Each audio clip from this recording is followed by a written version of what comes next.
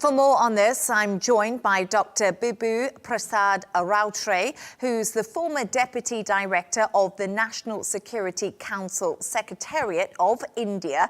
Thank you so much for joining me. It's such a pleasure to have you on the show, Bibhu. I just want to start off by talking about Pakistan there. We just heard our reporter talking about it. Pakistan has blamed Indian proxies for being behind the blast that killed 12 people in Islamabad. How accurate is this accusation by Pakistan? Well, I'll not give much of importance to this. And this has become a trend for Pakistan to blame India for what essentially is a problem between Pakistan and Afghanistan. If the TTP terror group is involved in this attack, then Pakistan accuses Afghanistan of sheltering terrorism or the TTP group inside Afghanistan. And the Afghan Taliban continues to deny that. So it's basically a problem between Pakistan and Afghanistan. And it's us to imagine that a country like India will be aligned with a proscribed terror group to, say, punish Pakistan or to carry out an attack in Pakistan will be a little far-fetched. And in a separate incident on Monday, a car exploded in Delhi, killing 8 people and injuring a number of other people. The Indian government now says it was a terror attack. They said that a little bit earlier today. How significant is this development? Let me sort of start by telling you that the official count of the dead has gone up to 13. This is a significant development because it has happened at the heart of the country, in the national capital. The last terror attack in Delhi happened way back in 2011. The last terror attack on Indian soil outside Kashmir happened way back in 2013 in the southern city of Hyderabad. So the Indians have not really experienced a major terror attack for a very long time.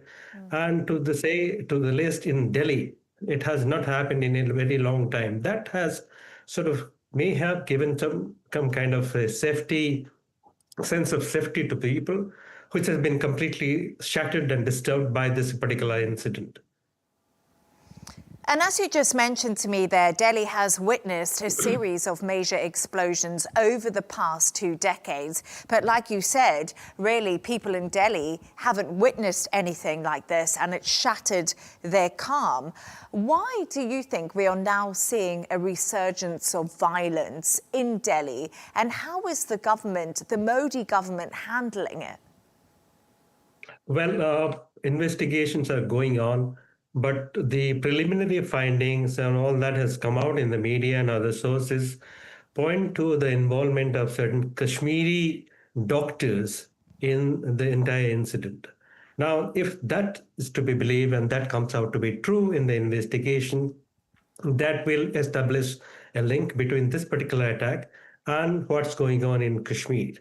Now, that gets into a problematic area because if you remember, in 2019, Indian government abrogated its constitution's Article 370. That created a lot of problem in Kashmir. A section of the population within Kashmir are not happy. The rationale for the Indian government was the decision is necessary to end terror in Kashmir. That hasn't happened in the past 6 years. In April, we saw that there was a major attack happening in Kashmir, and which led to a brief war between India and Pakistan. So if the Kashmiris are involved in the Delhi attack, it will establish that they are now willing to take their disenchantment, their sort of sense of anger to carry out an attack on Indian soil outside Kashmir. So that becomes a problem for Indian government, which has been assuring the Indians that India is more or less terror-free, and Kashmir, all that is going on in Kashmir is a proxy warfare by Pakistan. So at some point of the time, questions will be raised to the government to talk about what's happening about the Indian Kashmiris who are willing to carry out this kind of attack on Indian soil, and what is the Indian government trying to do about that without blaming Pakistan per se? So President Donald Trump previously said that he had stopped the war between India and Pakistan. We can't forget that these are two nuclear neighbours, two nuclear countries neighbouring each other. Have these deadly blasts set regional tensions on edge again? It'll be slightly premature to say that, because as things stands today, there is no link between these two blasts. India hasn't yet blamed Pakistan. I don't think India will have any evidence that this particular blast will have any kind of linkages directly with Pakistani terrorists, unlike the thing that happened in April. So India will be circumspect, will be sort of cautious about blaming Pakistan or carry out any kind of a surgical strike the way it did in April or May. Pakistan per se has been blaming India for not just for the Islamabad attack, for the various attacks that have preceded it. But that seems to be some kind of a optics without much value to it. I don't think Pakistan is going to initiate a kind of a war on India. So for the moment, I don't think there will be any kind of regional tension which will escalate into a state of war between the two countries.